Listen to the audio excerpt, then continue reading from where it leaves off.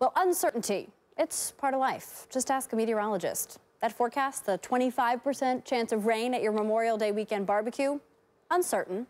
What about the Heat's chance at a three-peat? Uncertain, says Number Fire. Those odds currently sit at 25%. But just like a forecast gets easier to predict as the day gets closer, the Heat are pretty certain of this. They'll be playing against Paul George tomorrow night, no matter how uncertain his day-to-day distinction may make him. Here's Mark Schwartz.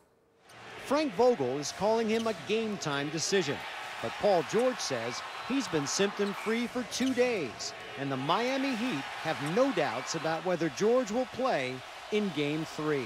We prepare for him, like he's going to play, and that's the best that we can do. And if he doesn't go, it still really doesn't matter. They're going to run the same sets. We're not preparing for him not to play.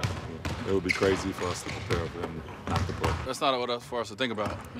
We have to prepare for the Pacers, and he's a big part of Indiana Pacers. And we can't concern ourselves with what they're doing, what they're not doing. The Heat say they have not looked at any tape of the Pacers without George, but to hear them talk, it might not be such a bad idea. I think it's even scarier when a guy like that doesn't play, because everyone else on their team understand they have to step up their game to take over for the losses they have in that particular player. Why is it harder sometimes when a guy like Rasul Butler can step into a starting lineup?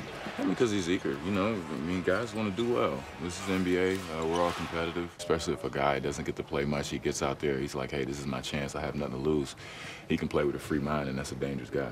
Perhaps no one can better relate to George's plight than Dwayne Wade, who has on occasion played through wooziness, blurred vision, and migraine headaches. As athletes, we got to play through a lot, Wade said. You just have to have the will to be out there. It's just the nature of our job. In Miami, Mark Schwartz, ESPN.